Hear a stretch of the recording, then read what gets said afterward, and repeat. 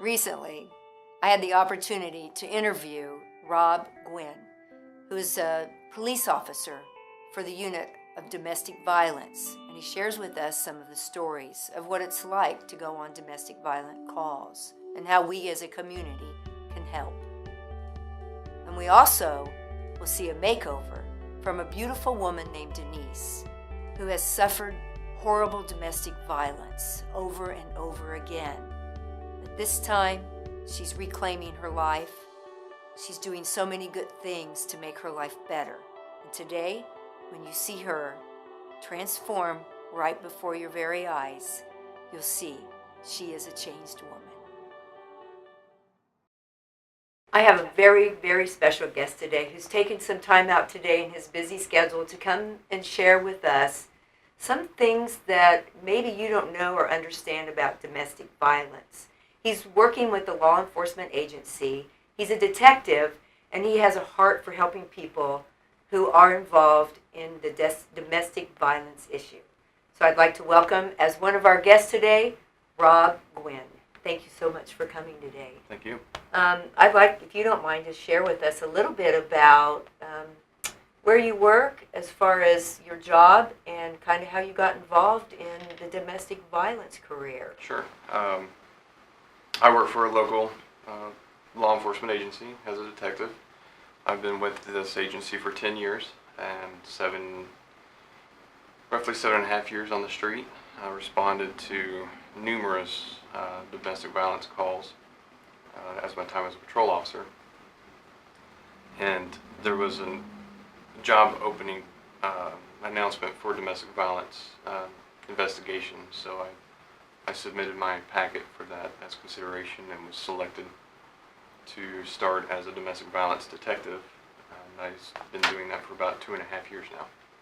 Well, you know, on the outside, looking in, we think that you get a phone call, you go, take care of the situation, and it's a done deal.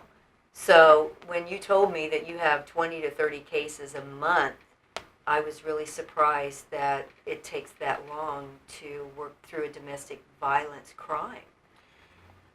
Well, and those 20 to 30 that's individual cases. Some of them I might have worked with before, but I mean, I'm one detective out of 14, and we all get about the same number a month, so we have a very large number of reports being generated about domestic violence. That does not include the number of dispatched calls that might not require a report for whatever reason, but have a domestic angle to it. So in order for you to get the case, does it have to be more severe, or how does it qualify to end up on your desk? It gets earmarked for domestic violence when the officers make the report in our reporting system. If there is evidence or complaints of injury or pain by a victim, then they make the report, and in the body of the report they will mention what that evidence might be, and then our booking sergeants will actually screen those cases before they assign them out to detectives. So where is your office? We are actually co-located with one of the shelters here in town, the Julian Center, which is a shelter for domestic violence victims, primarily for women, but they have recently started allowing some men that are victims as well to stay there. Yeah, because commonly we never think of men being victimized. Right, and it actually happens way more than people would think. Do women violate men the same way men violate women? Yes, I mean, as far as some physical abuse, mental abuse, those factors are the same, and they cross gender boundaries, they cross socioeconomic boundaries, pretty much the same way. So when you were on the street, can you kind of share us a story of maybe one of the worst things that you've seen in your career? Particularly related to domestic violence? Yes. Yeah. Because it's amazing just in the short time, the 7.5 years I was on the street, the number of things that are just appalling that people do to each other, that they do to themselves. But in one case for domestic violence, I do recall we had a shots fired run to a house, to an address. I don't remember who actually made the call. And several of us got there about the same time. And there was a man sitting on the couch, and next to him on the couch was a gun. And back behind him on the floor near some stairs was a female victim. And that was all you could see through at first. And, we were able to make entry. We were able to safely apprehend him and get him in custody. And the only thing that he really kept saying is she wouldn't shut up. She just wouldn't shut up. And of course he used some expletives in there to describe the situation. And the female victim had actually been shot and was already dead. But we had to secure the rest of the house to make sure there wasn't any of the victims or somebody else in the house. And I found I can't remember the age now. It was like a 3 or 4 year old little boy upstairs asleep in one of the beds. And when I came into the room, he kind of woke up, and I'm like, are you asleep? And he's like, oh no, Mom and Daddy were fighting. So I stayed in bed. And I'm like, well, I gotta carry you downstairs. So I had to get a blanket and drape over him as I held him, telling him not to look out of the blanket because I was going to have to step over his dead mother's body to get him outside. Wow. So I think that was probably one of the worst. And only, they're all bad, but, especially when you have a child that young in the house that has probably seen other things, but just maybe not to that extent. Well, and as you're talking, I'm thinking that as long as I can remember, I've always heard the worst call a police officer can get is on a domestic violence call. Yeah, they're the two most dangerous runs that a police officer can have to handle is a traffic stop, because there are no routine traffic stops. You never know what's going to happen. And the second one would rank up there, would be the domestic violence call. Well, it's interesting. We're going to a commercial break.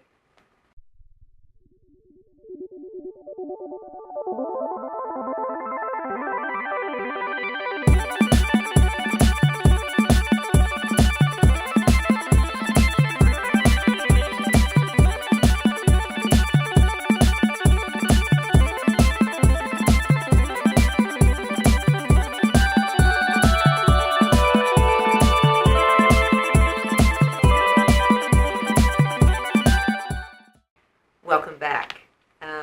As the detective was saying about the child that he had to carry down the stairs, it was hard for me to come up with the next question, because in my mind I'm visualizing this man carrying this child down the stairs, and you have to have a heart of something in order to do this for a job. There definitely has to be a heart of compassion to do police work. I don't know of any officer that comes into the job that doesn't want to help people. That's usually the number one reason in academies that are whenever they're asked in academy classes, why do you want to become a police officer? Inevitably, they all say, I want to help people. Either they've been victims of crime or they've seen crime. Loved ones might have experienced something, and they want to help. That's the reason we become police officers. Well, and just to use this young child as an example, how do children that you go on the calls, how often are there children involved in these phone calls that you receive from, I'm guessing, 911? Quite often. I don't have an exact percentage or number for the number of times that children are there or involved, but in my caseload alone, easily 80% have a child either present or have witnessed the violence in the assault or during the incident. They could be in another room, they could hear it going on, they could easily walk into the room and see it happen, so it's very frequent. So, is there special training for law enforcement that have to go into situations like that where children are involved and how to deal with those children? Nothing in particular, outside of the training that you get in the academy, and then just kind of experience. They're not really directly related, but like we have a crisis intervention team, which is a specialized training for officers in dealing with people with mental illness. That training does, translate over to runs like domestic violence where there are kids involved, where you need to be able to talk to the child. Sometimes we have to interview a child to see what might they saw or what they heard. And that's very touchy because it's always, it's always directly related to a parent or a set of parents. And then you're asking this child to possibly say something that they think is going to get their mom or dad in trouble. Even though it has nothing to do with what they're saying, it has everything to do with what had already happened. Do typically children that see abuse see that as being normal and act out on that as adults? I'd want to actually talk to the counselors at the Julian Center and places like that to fully understand that answer. Just from my education background, I would think that children that are directly involved or see that kind of violence, it's going to scar them, it's going to impact them. If they're around it enough, that the cycle is going to continue, and they will either themselves become abusers or they will become victims because they think that's a normal behavior. And we are now going to go to a commercial break.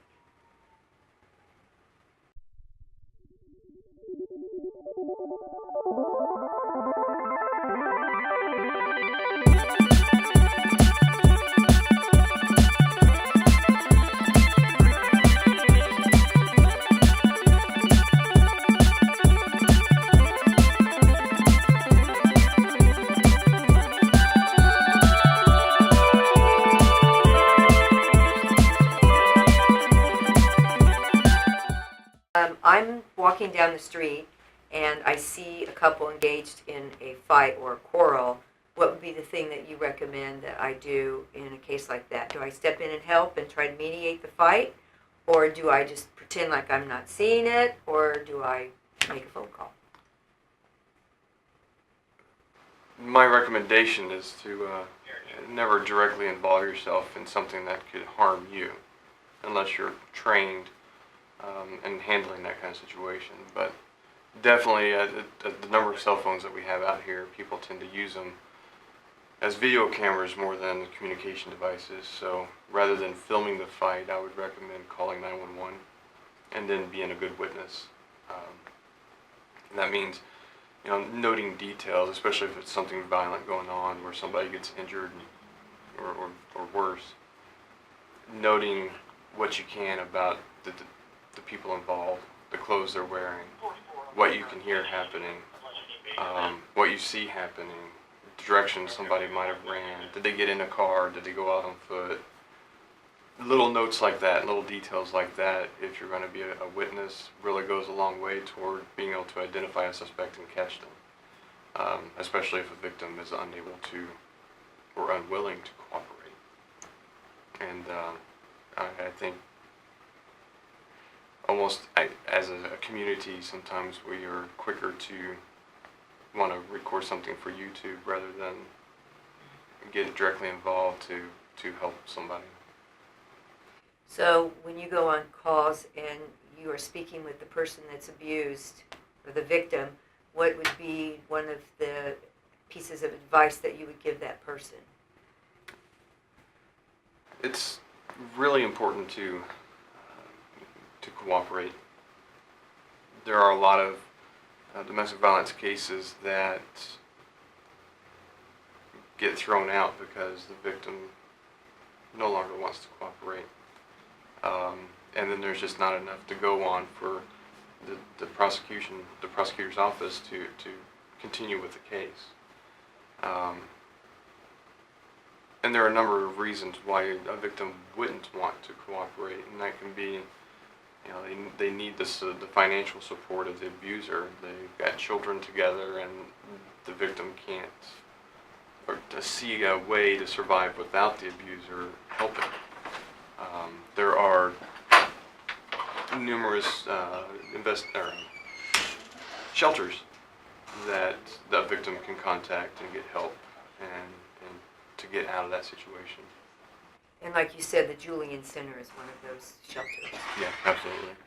So is there anything that you could say to the community that we could do to go along with what you do to help? I think first and foremost would be the willingness to step forward and assist. If you see something happening, you say something. Call the police. Stay directly involved. Don't feel like you're butting into somebody else's business, because what you could be doing is saving somebody's life by directly getting involved and calling the police and wanting to be a witness to that crime. Well, we definitely want to thank you for taking the time out today and sharing with us on ways that we together as a community can bring about change. Thank you. Thank you.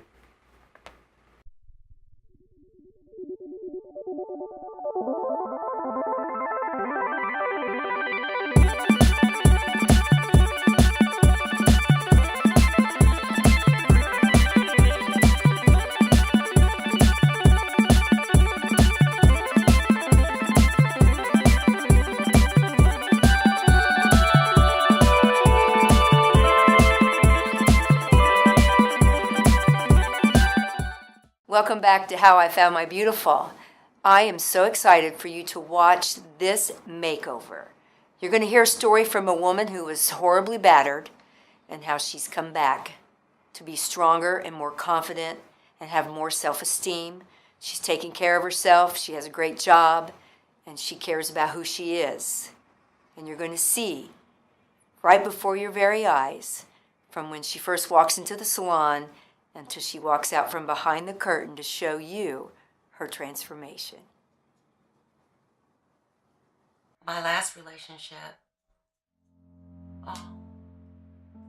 I was with a man for 2 years, and over that time, he tried to kill me twice. There were red flags all over the place. Probably the very first thing was when I met him.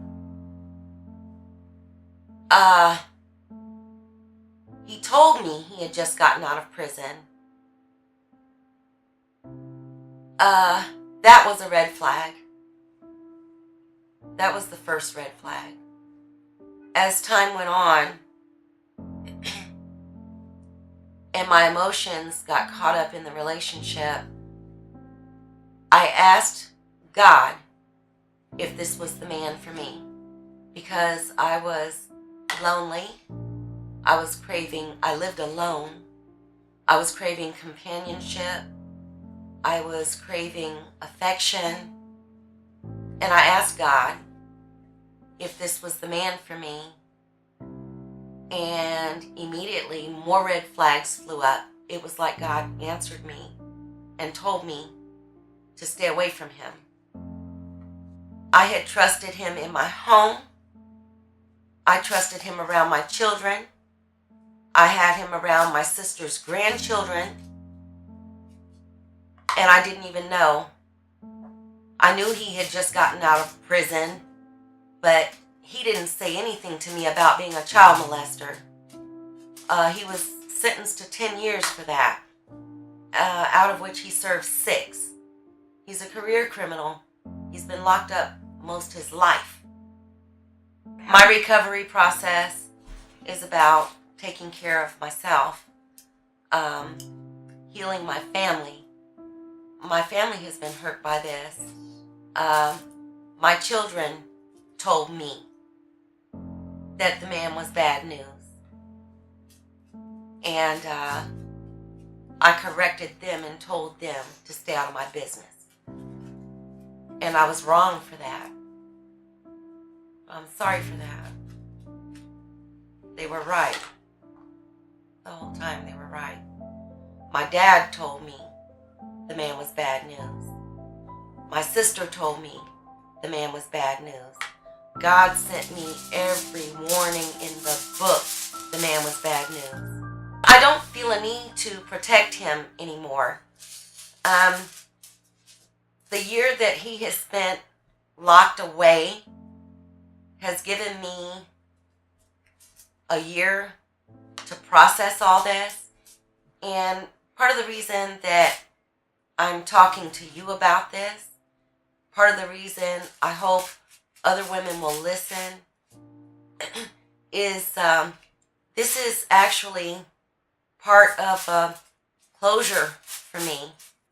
When this happened, this last incident, and I went through 2 years of him beating up on me. This was actually the second time he tried to kill me. He did it by strangulation. He was running from the police. There was a warrant out for him. And the Marion County warrant team kept hitting his mother's house looking for him. He was running from the police and I was running from him. I had to leave my home. I had to abandon my employment, all in the name of safety. I met a lot of women in the same situation when I moved to another county, to a domestic violence shelter. I'm a former police officer. I actually trained my department on how to deal with domestic violence. And then I became one of those statistics. I endured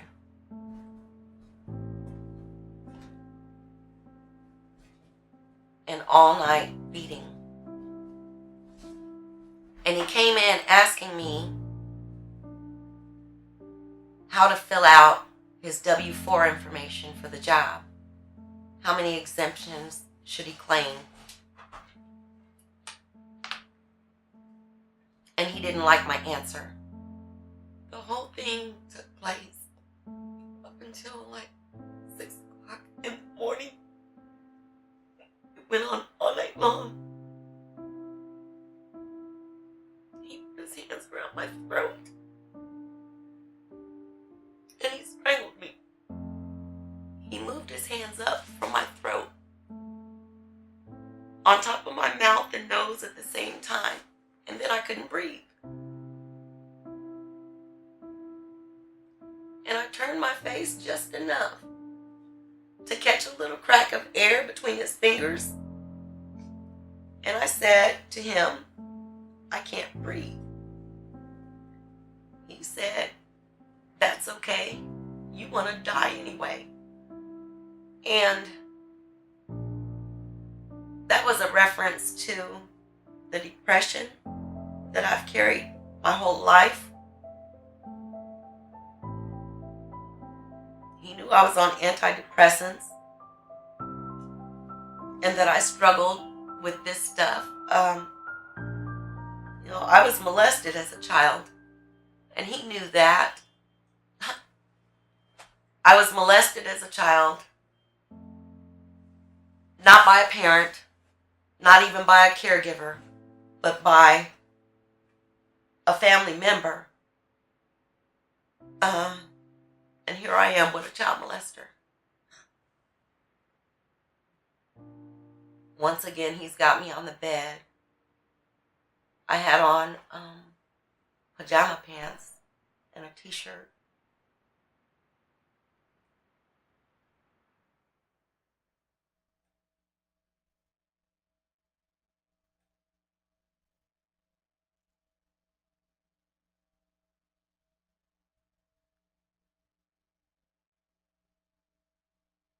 pull my pants off.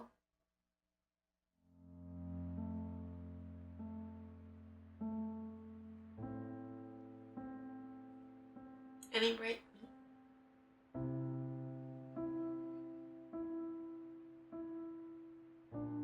And there came a point that I realized I was kicking the window so hard that the glass might shatter on my foot, my leg. So I stopped. I was supposed to go to work that morning, that Friday, the 13th. I've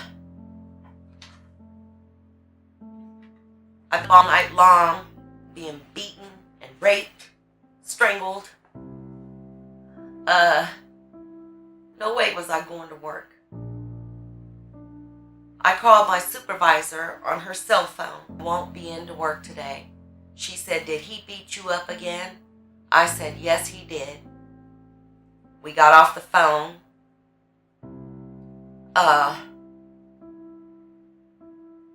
And then I took a picture of him laying there on my bed beside the busted up window blind and sent her that picture with a caption that read something like, I can't believe he just raped me, and is laying in my bed sleeping. And he woke up at that point. He heard me telling on him on the phone. Well, he started beating me again. At this point, he grabs me by my hair, right up close to my scalp. So he used my hair to throw my head to the floor. And then he left. I saw a light go on in an apartment across the street. I knocked on that door. A woman answered the door. She let me use her phone. I called 911.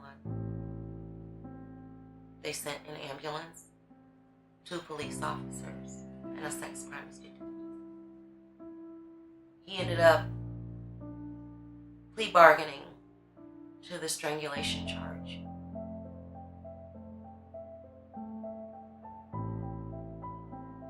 After everything he did,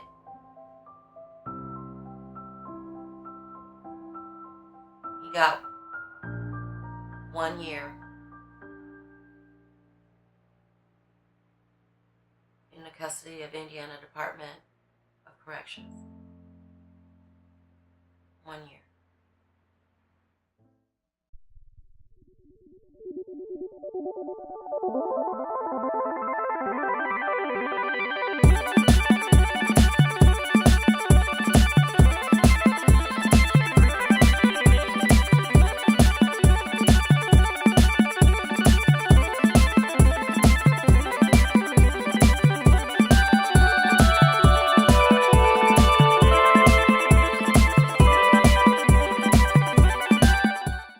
Okay, hi everybody. We're at Nikki Blaine's in Zionsville, and she is participating in our makeover by providing our model with some pretty fun clothes. As you can see, I'm wearing one of her pieces that she has here at the boutique.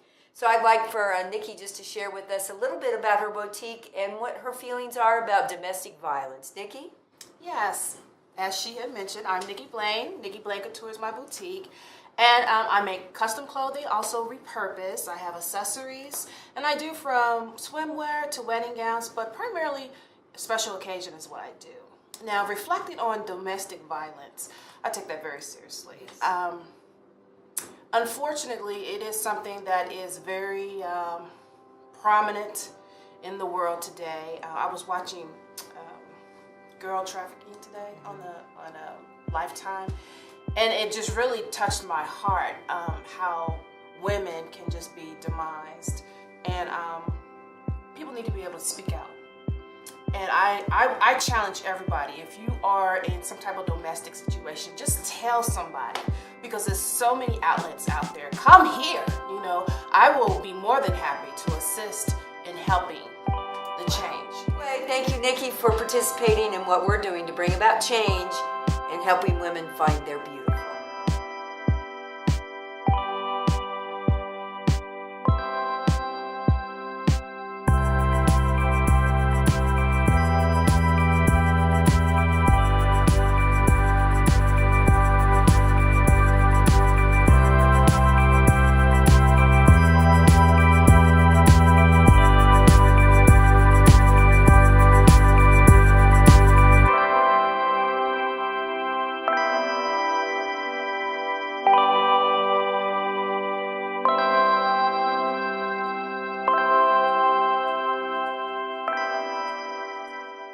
Okay, I just want to thank Nikki Blaine for letting us come into her boutique and kind of pair it up a little bit so we can play dress up at her store. And as you can see, we have some still fun stuff going on here.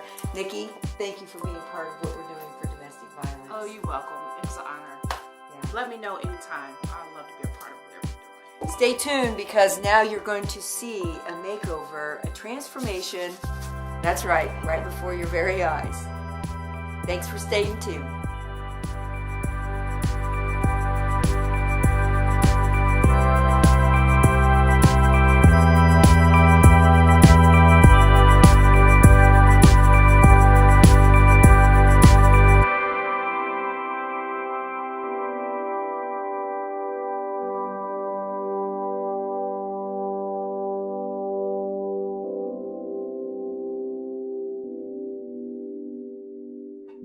The hair is beautiful. The makeup is beautiful.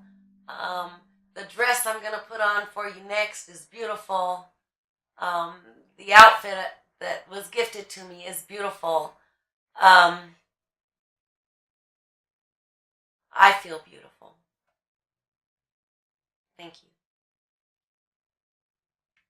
This is how I found my beautiful.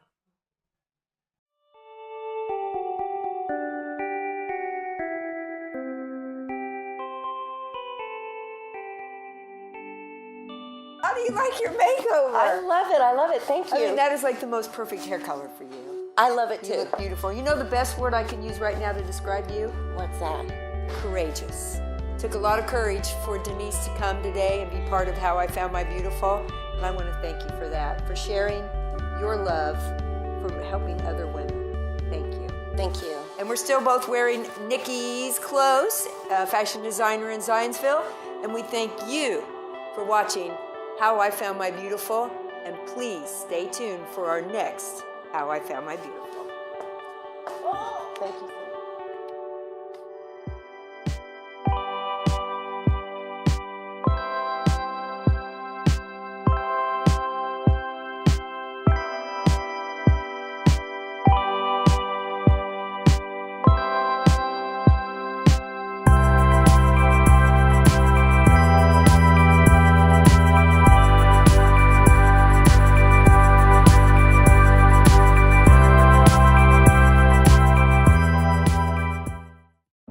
Domestic violence, violent or abusive behavior within the home. I remember when I was going through domestic violence, I would look in the mirror and say, this is not the life I wanted to live. I would find myself sitting in the bathtub while the water just ran over me, asking myself if I was okay. The answer would always come back to me, no. I had to do something in my trials. I could not sit dead in the water. What I had to do was plan my escape.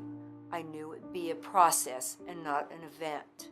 I knew from past experience when I tried to leave before, he came and found me, so I had to be smarter this time. It took me 6 months to figure out where I was going to live and put enough money aside to support myself and my son. My goal was for my son to never see a woman being treated like I was. Being yelled at, spit on, getting my hair pulled, being pantsed, cheated on, kicked out of my own home, pushed down the stairs, keys taken away from me so I couldn't drive. I started creating boundaries, which gave him enough distance that he found another woman, and I still thank her for that help to this day. I knew that it wasn't going to be easy. Sure, I wanted to live in a better place, a home that was calm, peaceful, structured, and balanced. Because domestic violence is not just for poor and uneducated people. In the film, Private Violence, Kit Gruel, advocate for battered women, says, 1 in 4 women suffer from abuse. 75% of the women who are killed are trying to leave their abuser. The abuser makes them believe that it's their fault. They blame them, they manipulate them, and they tell them they'll never do it again. It's not our job to fix broken men. We don't make them who they are. Till they get help, you will not be the last person that they abuse. As I found out from my former husband's relationships, after me, the behavior never changed. You must want to fly so much that you're willing to give up being a